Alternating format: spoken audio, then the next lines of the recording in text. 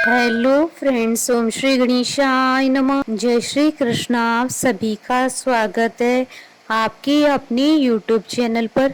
Friends, आज हम आपको इस वीडियो में बताने जा रहे हैं साल 2021 की अश्विन मास की कृष्ण पक्ष की इंदिरा एकादशी, जिसे पितृ एकादशी के नाम से भी जाना जाता है, की पौराणिक व्रत कथा के बारे में। फ्रेंड्स, वीडियो शुरू करने से पहले आपसे रिक्वेस्ट है, अगर आप हमारे चैनल पर नए हैं और आपने अभी तक चैनल को सब्सक्राइब नहीं किया है तो प्लीज़ सब्सक्राइब कीजिएगा चैनल को, साथ ही प्रेस कीजिएगा बेल आइकन को, जिससे नए वीडियो से रिलेटेड नोटिफिकेशन आपको तुरंत प्राप्त हो सके। और वीडियो पसंद आने पर वीडियो को लाइक और शेयर जरूर कीजिएगा, ताकि सभी भक्तों को इस वीडियो का लाभ प्राप्त हो सके। और कमेंट बॉक्स में जय श्री कृष्णा जरूर लिखिएगा। पितृ पक्ष में पड़ने वाली एकादशी इंदिरा एकादशी के नाम से जानी जाती है। इस दिन उपवास रखना काफी फलदायी होता है। इस एकादशी को भगवान श्री हरि विष्णु जी की पूजा आराधना करने के साथ ही इंदिरा एकादशी की कथा सुनने का विशेष महत्व होता है। इस दिन उपवास करने से जो पुण्य प्राप्त होता है उससे मोक्ष की प्राप्ति होती है। अगर उपवास से प्राप्त पुण्य को पितरों को दान कर दिया जाए तो उन्हें भी मोक्ष की प्राप्ति होती है। इस पुण्य के लिए इंदिरा एकादशी का उपवास करना और उसकी कथा सुनना महत्वपूर्ण होता है। इस साल इंदिरा एकादशी 2 अक्टूबर 2021 शनिवार के दिन है।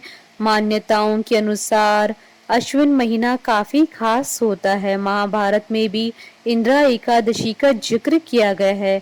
मान्यता है कि इस उपवास के बारे में स्वयं भगवान श्री कृष्ण जी ने धर्मराज युधिष्ठिर को बताया था। फ्रेंड्स, अब आइए प्रारंभ करें इंदिरा एकादशी की कथा।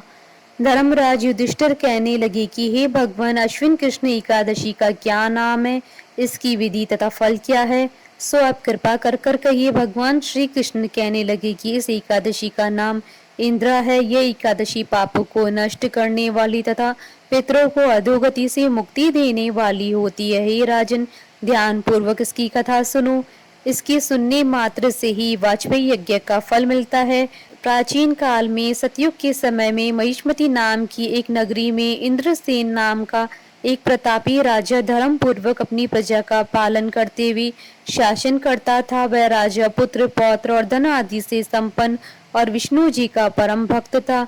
एक दिन जब राजा सुख पूर्वक अपनी सभा में बैठा था तो आकाश मार्ग से महर्षि नारद उतरकर उनकी सभा में आए। राजा उन्हें देखते ही हाथ जोड़कर खड़े हो गए और विधि पूर्वक आसन व अर्घ्य दिया। सुख से बैठकर मुनि ने राजा से पूछा कि हे राजन, आपके सातों अंग कुशल पूर्वक तो हैं, तुम्हारी बुद्धि धर्म में और तुम्हारा मन विष्णु भक्ति में तो रहता है। देवर्षि नारद की ऐसी बातें सुनकर राजा ने कहा, हे महर्षि, आपकी कृपा से मेरे राज्य में सब कुछ कुशल है तथा मेरे यहाँ यज्ञ आदि कर्म सुकृत हो रहे हैं। आप कृपा करके अपने आगमन का कारण कहिए। तब ऋषि कहने लगे कि हे राजन, आप आश्रय देने वाले मेरे वचनों को सुनो। मैं एक समय ब्रह्मलोक से यमलोक को गया।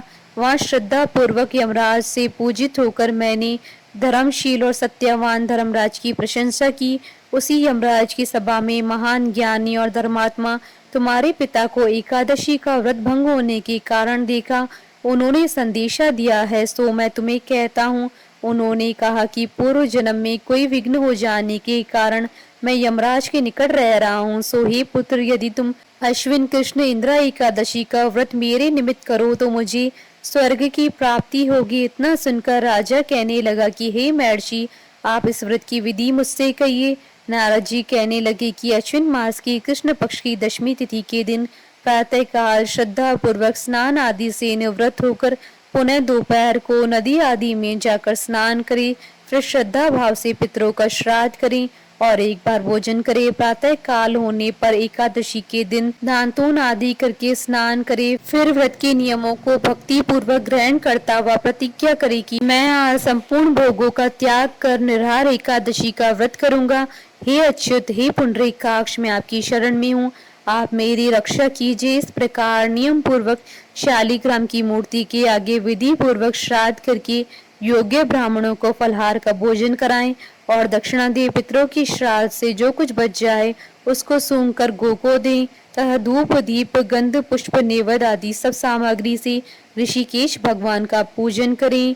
रात में भगवान के निकट जागरण करें। इसके पश्चात द्वादशी के दिन प्रातः काल होने पर भगवान का पूजन करके ब्राह्मणों को भोजन कराएं। भाई बंधुओं स्त्री और पुत्र सहित आप भी मौन होकर भोजन करिए। नारद जी कहने लगे कि हे राजन, इस विधि से यदि तुम आलस्य रहित होकर इस एकादशी का व्रत करोगे तो तुम्हारे पिता अवश्य ही स्वर्गलोक को जाएंगे। इतना कहकर नारद जी अंतर ध्यान हो गए। नारद जी के कथनानुसार राजा द्वारा अपने बांधुओं तथा दासों सहित व्रत करने से आकाश से पुष्प वर्षा हुई और उस राजा का पिता गरुड़ पर चढ़कर विष्णु लोक को गया।